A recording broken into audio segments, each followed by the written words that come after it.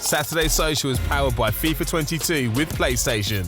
Right, we're going to move on because we're going to talk Champions League because this week saw the conclusion of the group stage. So we now know all the teams that are conferred for the knockout stages. So here is confirmation of the teams in the round of 16. Bayern Munich, Juventus, Liverpool, Ajax, Man United, Chelsea, Man City, PSG, Real Madrid, Inter Milan, Sporting Lisbon, Atletico Madrid, Benfica, Lille, RB Salzburg and Villarreal. So some big teams left in. A couple of big teams not there, of course. Borussia Dortmund, Barcelona as well. First time in a while for them. So what we're going to do, we're going to give our guests the task of picking their ultimate Champions League 11. The criteria is based on players that are left in the competition. Okay. Obviously, Haaland, no longer in the competition.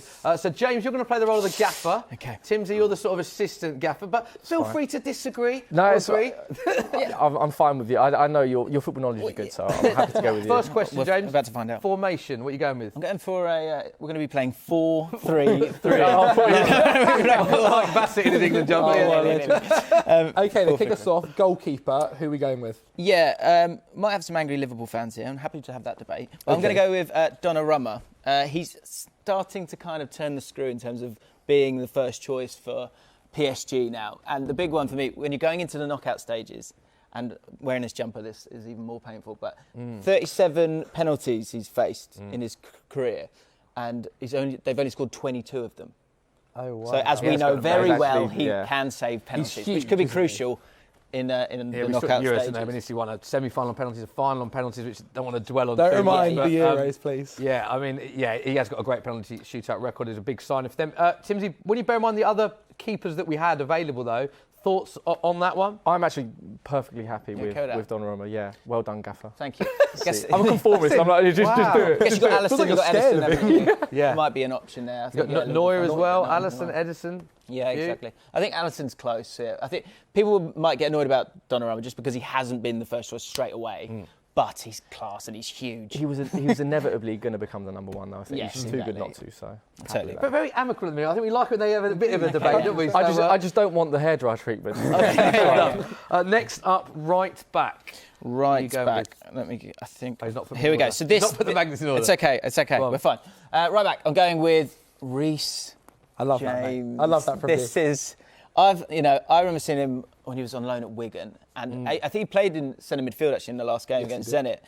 I still think he could be that kind of player. He's awesome. He's always been awesome. Yeah. And again, Liverpool fans, Trent Alexander-Arnold's got 2 assists. He's not, I don't think, got any assists this year. But I think he just deserves some credit, really. Got that goal. The game against Juventus, he was absolutely stunning. He's been brilliant for Chelsea all season. Do you not think Kyle Walker also deserves a shout-out as well for City? I think we've got great right-backs, haven't we? England did. So I think Reece James is just so complete. If you think of like the physicality as well as the technique, I know Kyle Walker's got that as well. I know probably Trent's got that as well. I just think he's so complete. Probably better going forward than Kyle Walker. Yeah. And that's why I think he's just an all-round brilliant footballer. So Tim, he's a nice mix, isn't he, between kind of Trent's going forward ability, Kyle Walker's defending ability. He's kind of got it all, hasn't he? Exactly, yeah. I think like around the board, he'll give you 9 out of 10s, which is exactly what you want from a right back. Even though like Trent, I love Trent as well. Like he's such a good player, but defensively, he's just not going to be as solid. Yeah. So with my manager hat on, I'd be like, just give me a very consistent right back. I think I've got another set piece taker as well. Have you? I think of all the names, Zach, you're the most pleased to see. Oh, I mean, you love Reece James. You absolutely love Reece James. Absolutely adore him. And obviously, he's from the academy, so that makes it even more so. But just the way he's coming on every season, leaps and bounds. Like he's been at Chelsea's right back now for like 3 seasons now, and just continuously. Who will get more caps at the end of their career, him or Trent? Oh, for England. Yeah. I actually think him. I think Reece. You think Reece James? Yeah. I don't know. Like why did you say that, Timsy? I just feel like I don't know because you know what it is as well. I think because Trent is so good going forward. Yeah. There is that debate of like, okay, he's obviously an unbelievable right back, but he could play in midfield as well. It's like whereas you just know, even though Reece James I think is also good enough, he could play in midfield, but he's a very good right back, and that's just his position that he can play. Even like Kyle Walker is almost a victim of how good he is, where we can play him at centre back as well. Whereas this is like he could lock down that right back position and force Trent to maybe become a defensive mid or so whatever. important these days, that position as well. For sure. You know, possibly more important than centre midfield these days. It's I think Trent's got 16, Reece James 10 England caps. There's not a lot in it, and similar ages, so it'd be interesting. Maybe there's a Twitter poll on that coming up one day. It's a good question.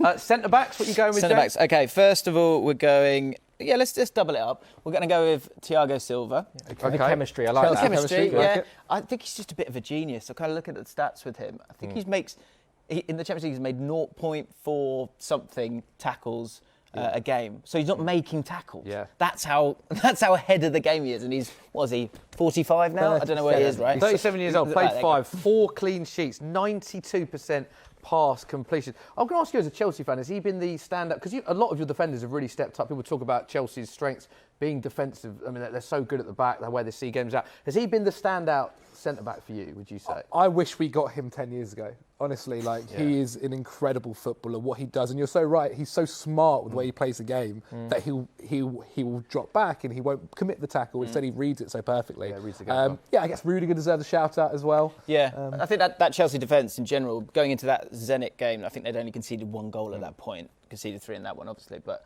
You know, the Chelsea defence is strong, isn't it? Yeah, he is that linchpin, isn't he? I think he makes everyone better and he kind of manages the whole defence. So. Yeah. Maybe struggles in a back 4 as opposed to a 3. So that's one thing you could say if we want to be pedantic. But we don't.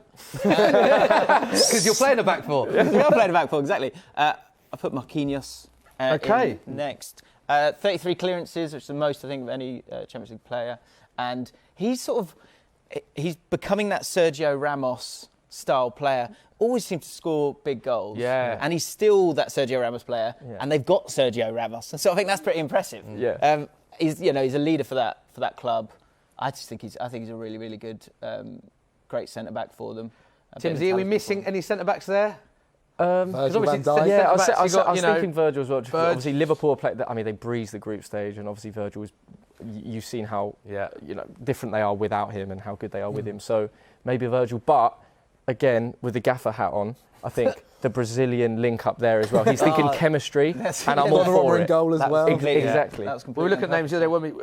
You got Rudiger, you mentioned Diaz, Van Dijk, Upamecano. There's a lot of good players in those defensive positions, not just centre backs as well. Yeah. But you think those two?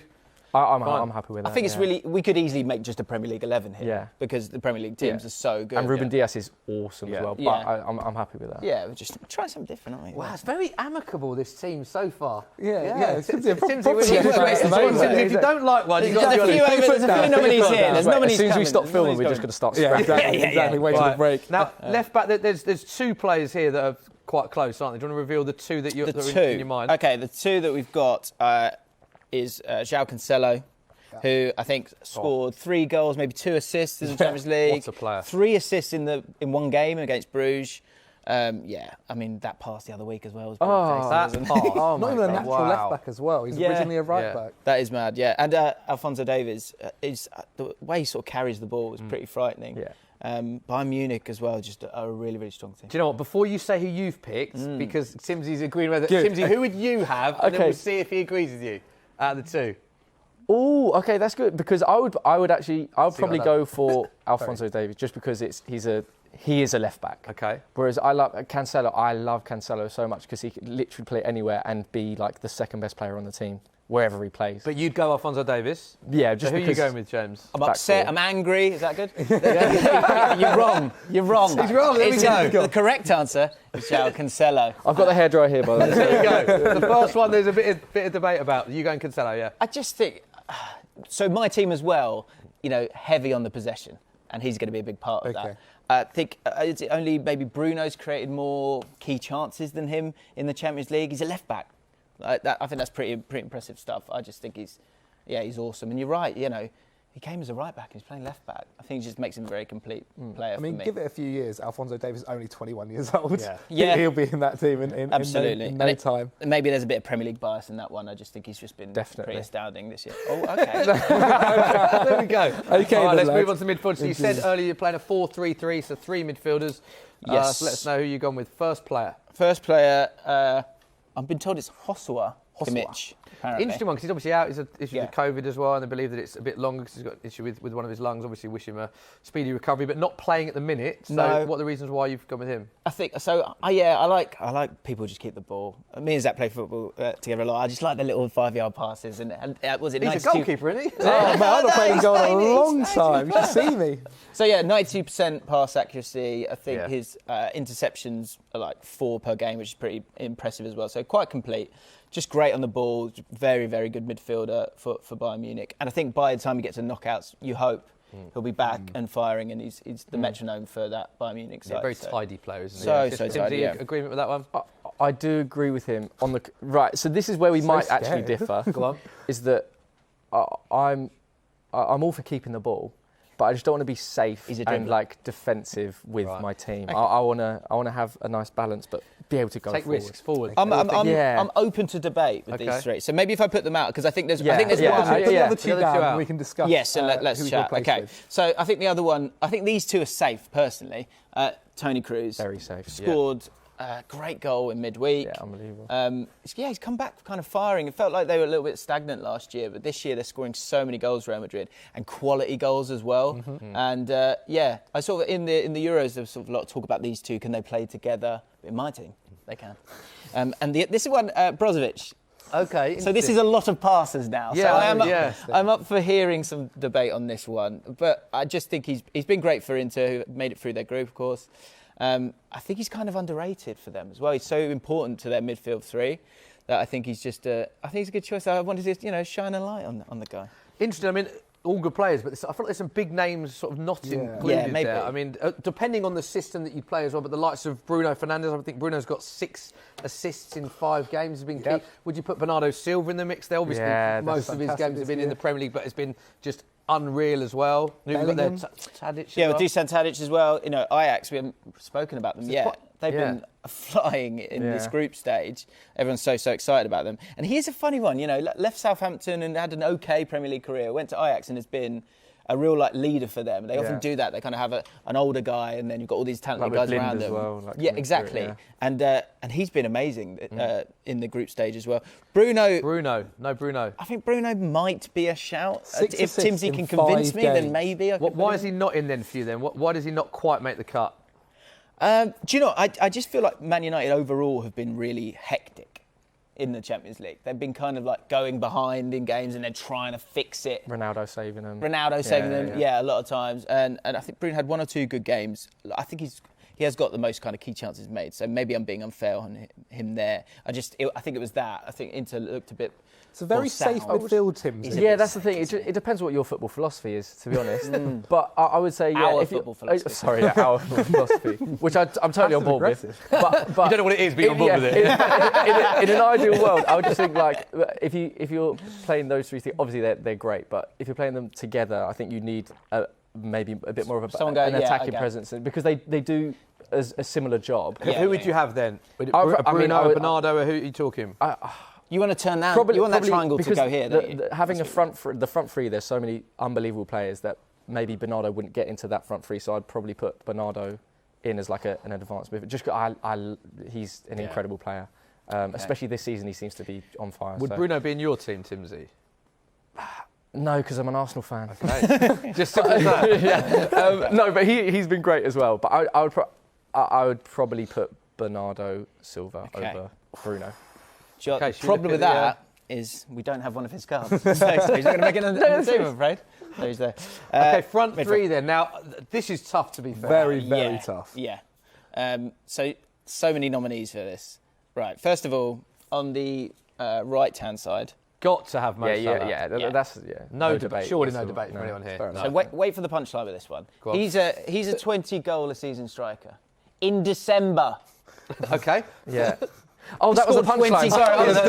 In December. By December. Yeah. It's insane. It is incredible. 7 goals in 6 games. 7 goals in 6 games in the Outrageous. Champions League. It's so easy to put him there. There's no debate, surely. I think he's the best player in the world at the moment. Has to be. Yeah, I agree. I totally agree. And when all the names that we've got Ronaldo here, we've got Mbappe here, we've got Messi here, we've got 2 others I'm about to talk about as well, and I think he's the first pick in world football right now. Has to be.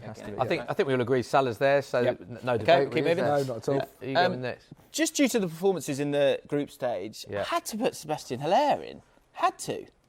Again, no debate. I mean, statistically, it is quite frankly crazy. Yeah. Do you know 10 what? goals, right? He is the top scorer in the Champions League group stage. 10 goals. He has been And brilliant. assists. But Ajax have been blowing teams away as well. Yeah. I think they beat Dortmund 4-0. So although I know what you're saying, the players who maybe haven't made the cut in front of you are probably more elite players. If we're doing this based on this season, which no one scored more goals than him. So I can see where you're coming from. Yeah.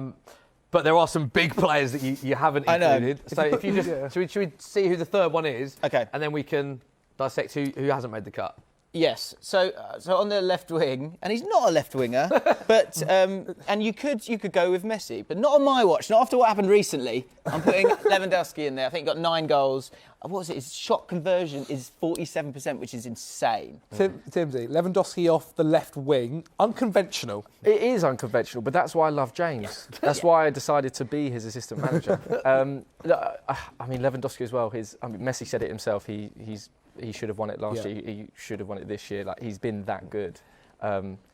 Exactly, that's how I would play it as well. It's more a front two and an angle. Cancelo's bombing forward here on this left-hand side. We're seeing the tactic the lopsided live seat. You haven't seen the vision that we have. So you make good points for the players that you've included in the front positions. Players that haven't made the cut, you've got the likes of Mbappe, Messi, Ronaldo, a couple of players there that were obviously near your thinking because we printed the magnets. So, which is the hardest one of them to leave out then? Because there's some big players that you've not got. Yeah, sure. So look, balance-wise, that works, right? Yeah. Mbappe, that works.